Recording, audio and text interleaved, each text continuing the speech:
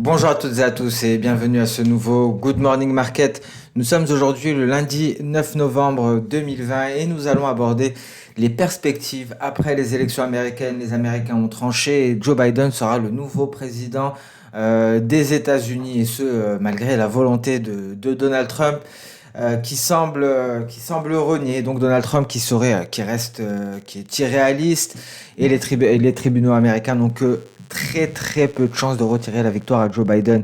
Les républicains vont également probablement s'éloigner de Donald Trump car il reste encore beaucoup d'élections à gagner, même si pour le moment ce n'est pas complètement le cas. C'est une hypothèse qui est de plus en plus soulevée. Le Congrès est divisé et donc il pourrait faire office de barrière à Joe Biden, notamment concernant ses projets d'impôt sur les valeurs technologiques, mais on pourrait trouver un compromis en mettant de côté justement cet impôt sur les valeurs technologiques pour favoriser la loi de relance, une loi de relance modérée, hein, comme le souhaitaient donc les républicains. Et c'est ce que saluent les marchés actuellement, ce congrès divisé qui devrait mettre des bâtons dans les roues à Joe Biden concernant justement l'imposition des valeurs technologiques. Et donc un deal pourra être trouvé, un compromis très certainement.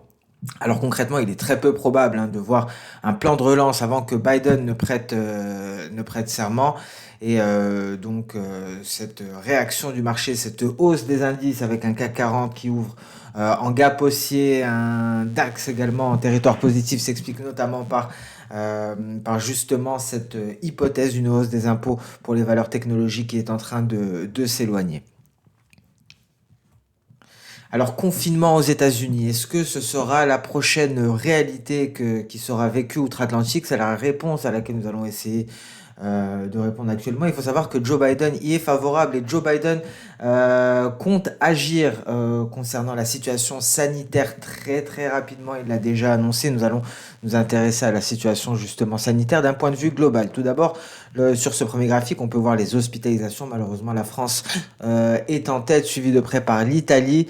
Et ici, on retrouvera donc les décès quotidiens dus au coronavirus, notamment aux États-Unis en bleu et les 27 pays de l'Union européenne avec le Royaume-Uni en vert. Et on peut constater effectivement que les décès ont fortement décollé en zone euro et au Royaume-Uni et donc on peut constater un retard aux États-Unis. Et donc la situation pourrait très prochainement empirer. On l'a vu ici, nous avons eu aux États-Unis notamment nous avons eu plusieurs vagues selon les États, selon les villes, et effectivement la troisième vague sera très certainement la plus forte. Donc une situation en Europe qui continue de se dégrader, on a des nouvelles mesures de confinement qui sont appliquées, et prudence, car effectivement la réouverture pourrait être beaucoup plus lente, beaucoup plus prudente que ce que nous avons connu au printemps, car effectivement il y a eu de vives critiques quant à la rapidité de réouverture de nos économies, ce qui a très certainement favorisé la propagation du virus. Alors les États-Unis semblent donc dans un tel contexte avoir 2 à 3 semaines de retard sur le vieux continent, et donc après les élections, étant donné que nous sommes après les élections, justement, ces mesures de confinement ne seront pas source d'un risque politique. Joe Biden est clairement favorable à des confinements en vue de protéger la nation, mais également de protéger l'économie. Alors, nous allons donc à présent nous intéresser à la saison des résultats du troisième trimestre, car effectivement, ces dernières semaines ont été assez mouvementées d'un point de vue des résultats, mais également dans l'attente de ces élections et dans ce contexte de nouvelles mesures de confinement.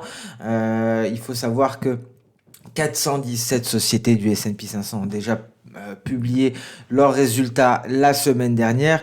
Et à droite, vous retrouverez donc des données issues de Bloomberg avec les différents secteurs. On peut constater déjà que le secteur pétrolier est en chute de 34%, donc chute de 34% des résultats pour le secteur pétrolier, baisse de 70% des revenus pour les entreprises de services aux consommateurs et un taux de croissance à deux chiffres. Taux de croissance des résultats à deux chiffres dans les secteurs des soins et de la santé, des biens de consommation et de la technologie. Donc voilà l'état des lieux hein, concernant cette saison des résultats pour le S&P 500. Et donc la majorité des secteurs du S&P 500 ont jusqu'à présent fait état d'une baisse de leurs bénéfices et de leurs revenus. Alors qu'en est-il du Nasdaq? Le Nasdaq, lui, brille de mille feux. 70 entreprises du Nasdaq ont d'ores et déjà communiqué leurs résultats la semaine dernière. Tous les secteurs du Nasdaq ont affiché des revenus supérieurs aux attentes et plus élevés d'un point de vue annuel. Et donc des entreprises technologiques, des techs américaines qui ont dépassé les attentes du marché, mais qui affichent également de forts taux de croissance. Et on peut le voir ici à droite sur ces données issues de Bloomberg, où on retrouvera donc les différents secteurs du Nasdaq.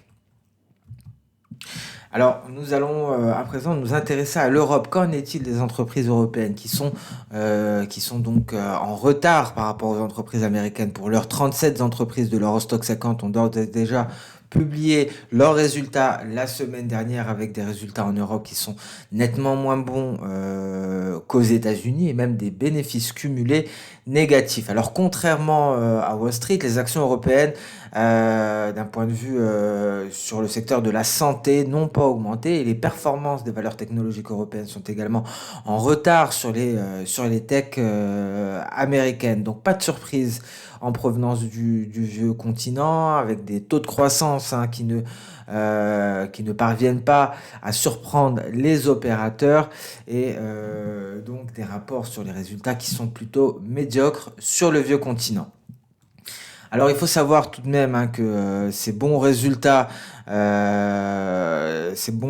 pourraient présager un repli éventuel de Wall Street. Nous avons notamment des ratios sur le Nasdaq qui sont extrêmement élevés, même si l'on venait les ramener aux moyennes de 10 ans, qui sont déjà élevés. On retrouvera ici par exemple le ratio price-share, on retrouvera la moyenne de 10 ans et le ratio actuel.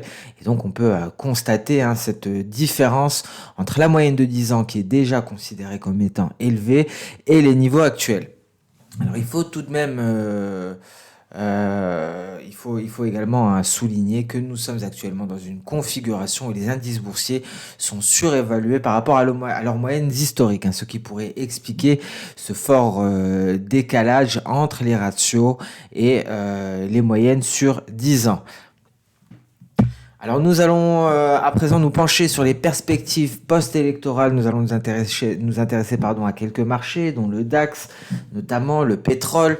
Et nous allons faire un tour d'horizon tout d'abord de tous les indices.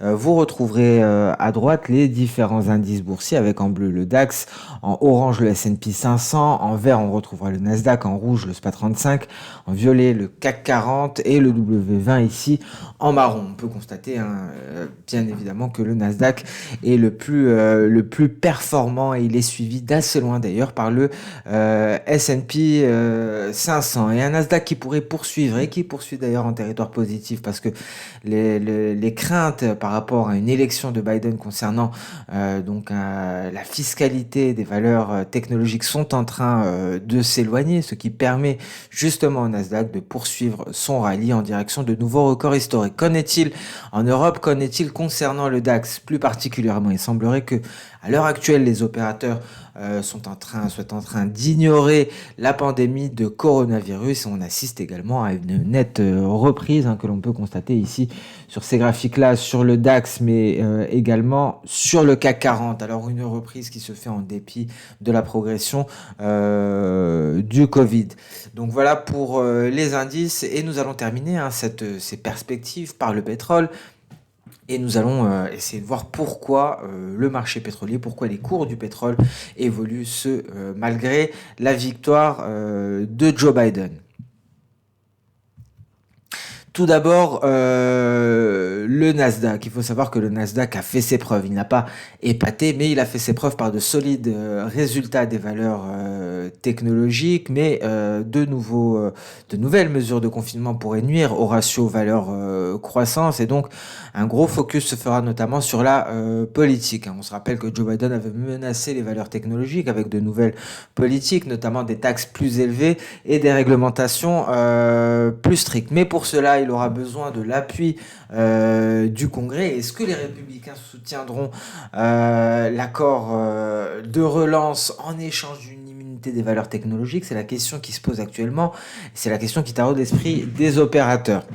Alors, les marchés ont préféré voir les choses sous cet angle-là, ce qui explique actuellement la forte progression des valeurs technologiques, mais il n'y a aucune garantie à ce sujet. Et donc, le Parti démocrate devra convaincre au minimum un sénateur républicain. Et il faut noter également que certains républicains affichent leur mécontentement quant à l'impact négatif de la présidence de Donald Trump sur la classe moyenne, et une classe moyenne qui a peut-être retiré la victoire au président sortant. Alors, à noter également que, et on peut le voir ici graphiquement, sur votre droite, les taux d'intérêt bas soutiennent les valeurs technologiques, et il faut savoir, la question est de savoir, est-ce que Joe Biden arrivera à mettre un terme à cette manne grâce à ces politiques qui devront faire face à des oppositions du Congrès.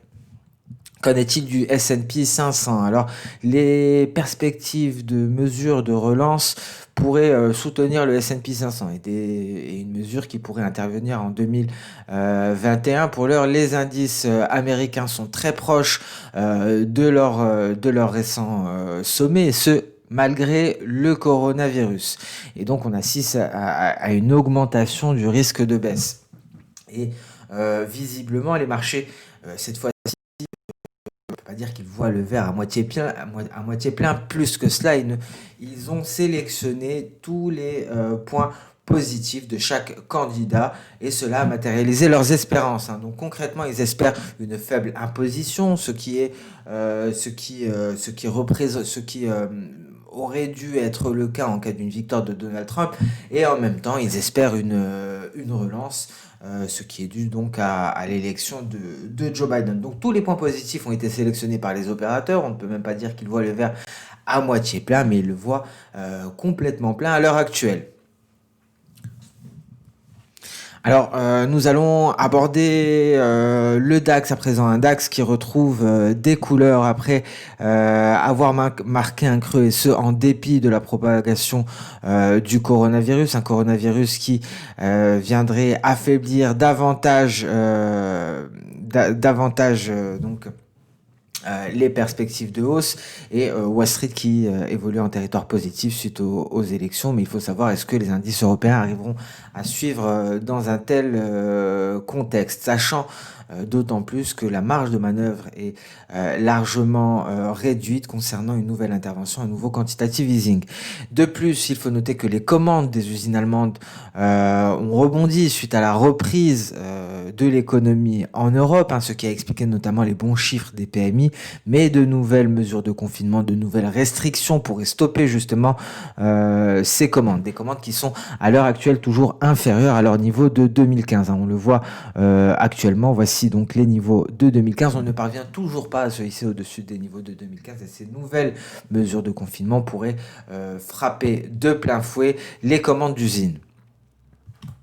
Qu'en est-il du pétrole? Alors, ces nouvelles mesures de confinement, nous l'avons abordé à maintes reprises, viennent impacter la mobilité. Mais il n'y a pas que cela, pardon. Il y a de nombreux facteurs qui viennent influer sur les cours des pétroles. Donc, bien entendu, les facteurs négatifs dans un premier temps, nous avons cette seconde vague de pandémie qui frappe la demande, le retour de la production libyenne très bientôt aux alentours d'1 million de barils par jour, le retour potentiel à 2 millions de barils par jour du pétrole iranien au cas où Biden conclurait un accord avec l'Iran.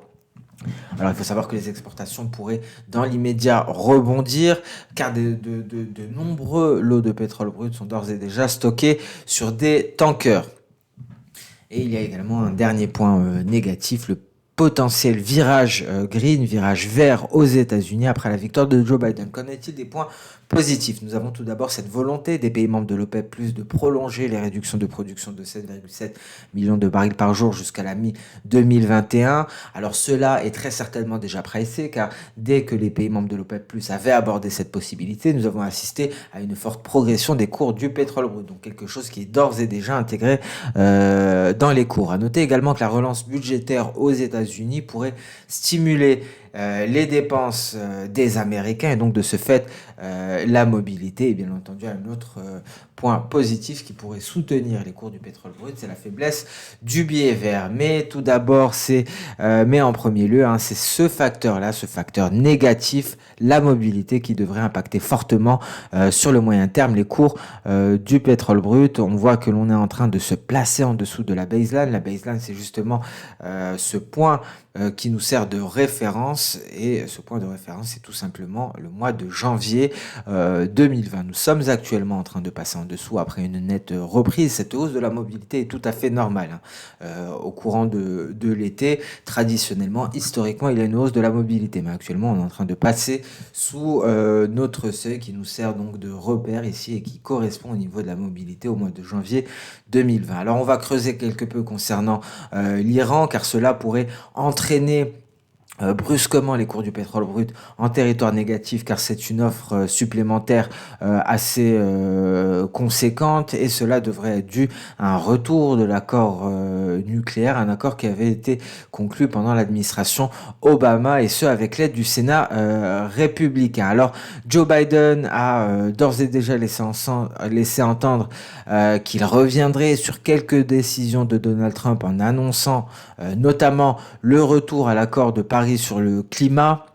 Et donc, et de plus, il faut garder à l'esprit que, en tant que Joe Biden, en tant que président, cela pourrait être synonyme d'un retour de politique étrangère prévisible et plus traditionnelle, notamment avec l'Union européenne, mais également avec tout le reste du monde. À noter concernant l'Iran que la production iranienne avait augmenté d'1 million de barils par jour après l'entrée en vigueur de l'accord nucléaire au début de 2016. En mai 2018, les États-Unis se sont retirés de cet accord, ce qui a entraîné la fin des exportations iraniennes. Le coronavirus est également un facteur qu'il faudra prendre en considération, car cette reprise des exportations se fera dans un contexte de baisse de la demande, avec une production qui pourrait rebondir d'environ 2 millions de barils par jour.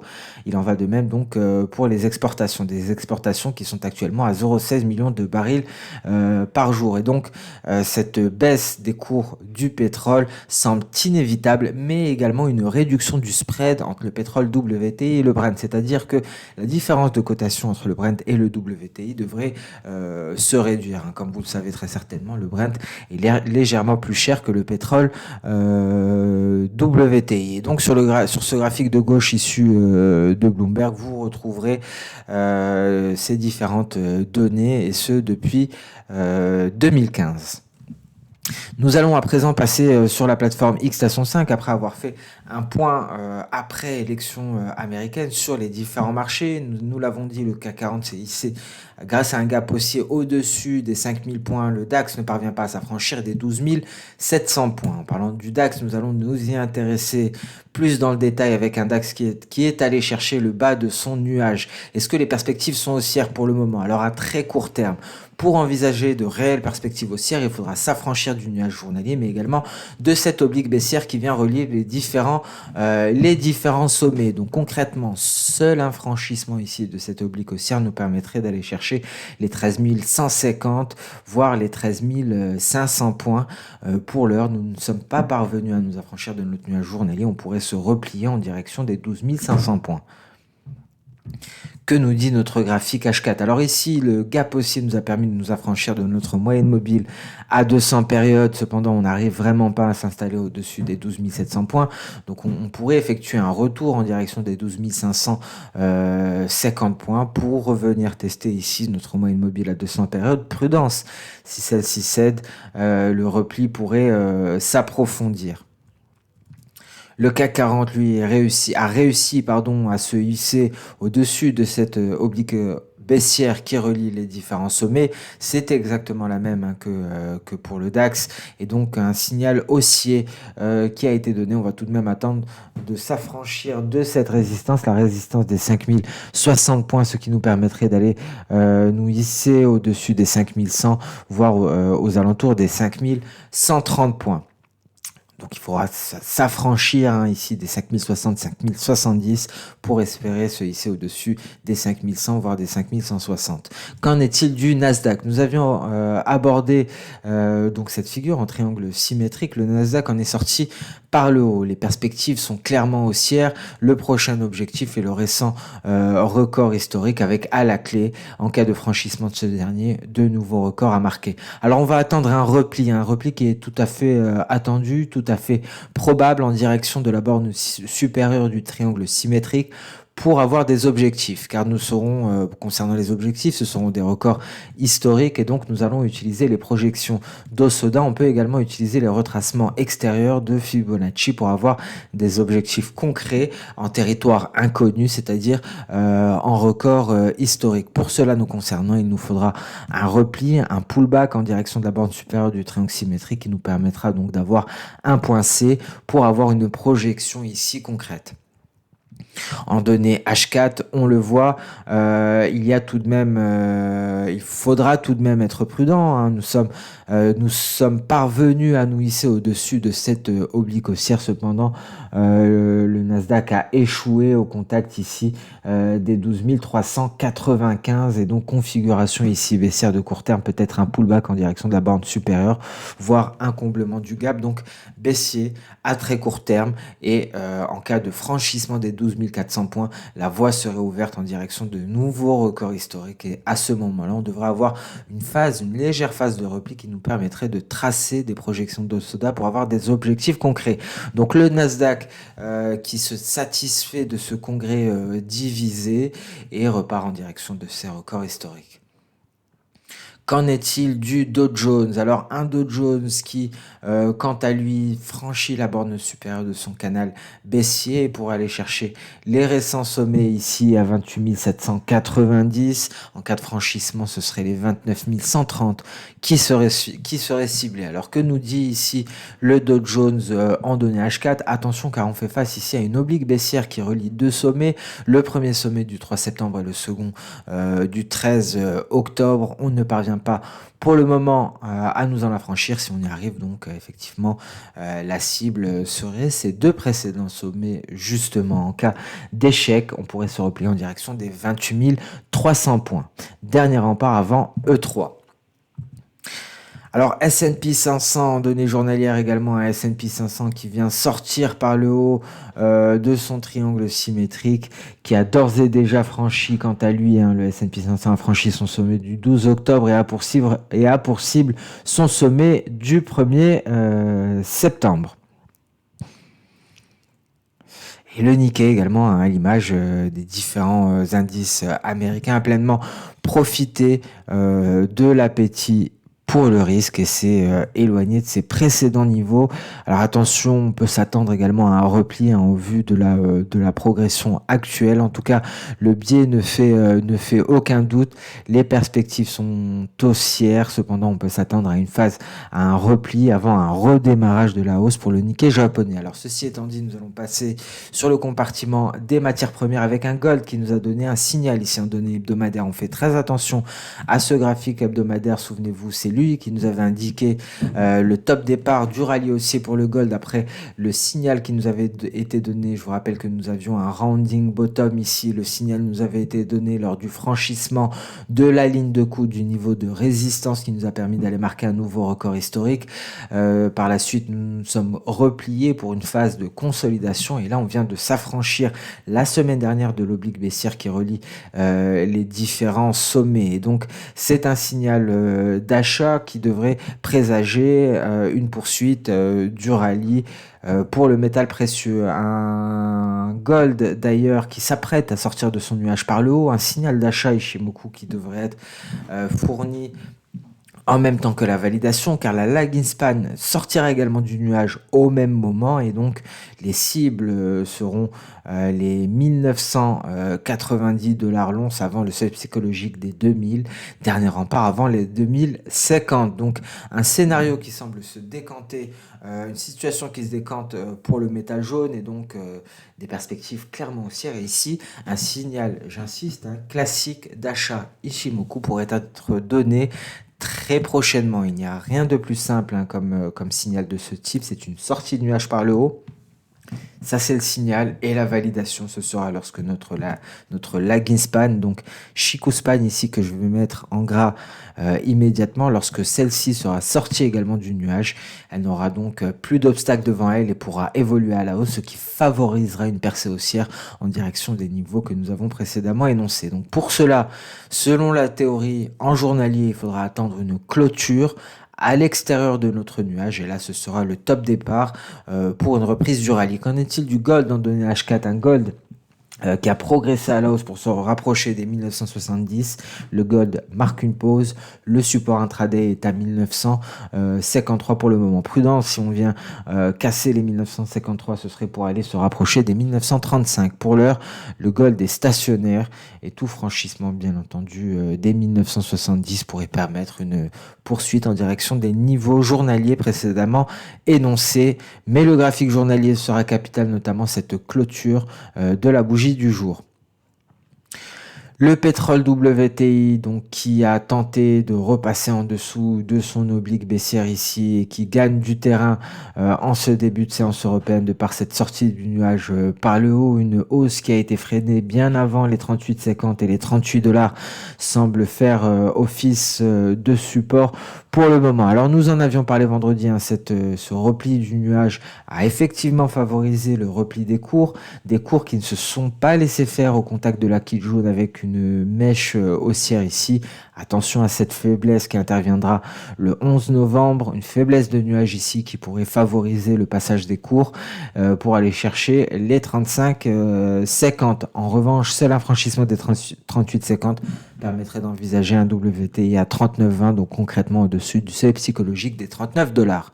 Nous allons passer à présent sur le marché des changes. Tout d'abord, le billet vert avec un net repli. Joe Biden qui ne semble pas favoriser le billet vert, un billet vert qui est au bord du gouffre technique, qui est sur son niveau de support, et donc cela vient favoriser, bien entendu, la hausse des matières premières, car on va très rapidement revenir sur les matières premières. La hausse des matières premières peut s'expliquer pour la majeure partie par cette baisse du billet vert. On atteste ici les cotations du café, avec un café qui est déjà au-dessus des 110 cents la livre. Cela s'explique donc principalement par le repli du billet vert, mais ce n'est pas tout, le repli du billet vert vient propulser également, par exemple ici, le copper. Cela lui a permis de sortir de son nuage par le haut quand la situation technique du copper, donc du cuivre, était assez délicate. Un cuivre qui avait une figure en épaule, tête-épaule, et donc la faiblesse du billet vert a permis de nous éloigner de la ligne de coupe pour aller chercher ici le précédent retracement V à 6916. Donc très rapidement, voilà pour cette parenthèse, pour voir un petit peu l'effet justement billet vert sur les commodities, sur les matières premières, mais également sur les autres paires de devises, car cela a permis à l'euro-dollar de se hisser clairement au-dessus des 1,1870 avec en ligne de mire le seuil psychologique des 1,19. Et attention également à l'USD Tri, car il y a du changement dans la banque centrale, turque. Le gouverneur a été changé, et donc on a un net repli ici de l'USD Tri. Donc remaniement en Turquie, et donc le sujet du jour, bien entendu, c'est la faiblesse de la lire turque. Erdogan souhaite y remédier. Ici, vous retrouverez donc absolument toutes les données par rapport à cela. Je vous rappelle que nous envoyons une analyse avant 8h du matin, des bullet points, plutôt des points qui résument les différentes actualités économiques et financières. Et donc Erdogan qui a évincé le gouverneur de sa banque centrale pour cause la chute de la lire turque.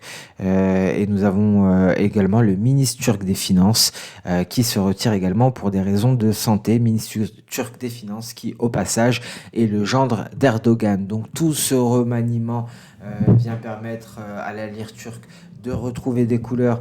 Donc nous sommes allés chercher dans un premier temps en début de séance européenne ce niveau de support. On va peut-être aller chercher celui-ci si l'oblique haussière si l'oblique haussière cède à ce niveau-là. Alors pour l'heure, il y a une lutte au niveau justement de cette oblique haussière et donc si elle cède, ce serait directement pour aller chercher les 7,92 voire pour aller chercher les 7,86 et donc une opportunité d'achat ici sur l'USD Tri. Pour l'heure, aujourd'hui, prudence.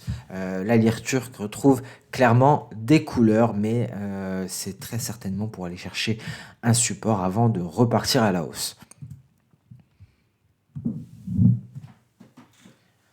Alors ce Good Morning Market touche à sa fin. Donc aujourd'hui c'était donc notre rendez-vous hebdomadaire et nous avons donc abordé les perspectives après élection sur les différents marchés. Un marché qui se satisfait de l'élection de Joe Biden étant donné qu'il n'a pas réussi à récupérer le Sénat et donc un marché qui espère tous les points positifs d'un Joe Biden président, mais également tous les points positifs si Donald Trump avait été réélu. Donc prudence pour le moment, car cet optimisme est justifié, mais peut-être pas à ce point-là. Et donc, on pourrait tout de même assister à une faiblesse des indices prochainement, surtout en Europe. Une Europe qui progresse hein, et qui n'a pas autant de raisons de Wall Street d'évoluer donc en territoire positif. Alors, sur ce Good Morning Market touche à sa fin. On se donne rendez-vous dès demain pour une nouvelle vidéo. En attendant, n'hésitez pas à liker, commenter ou même partager ce Good Morning Market. Merci à toutes et à tous pour votre temps. Je vous souhaite donc une excellente journée et une excellente séance de trading. Au revoir.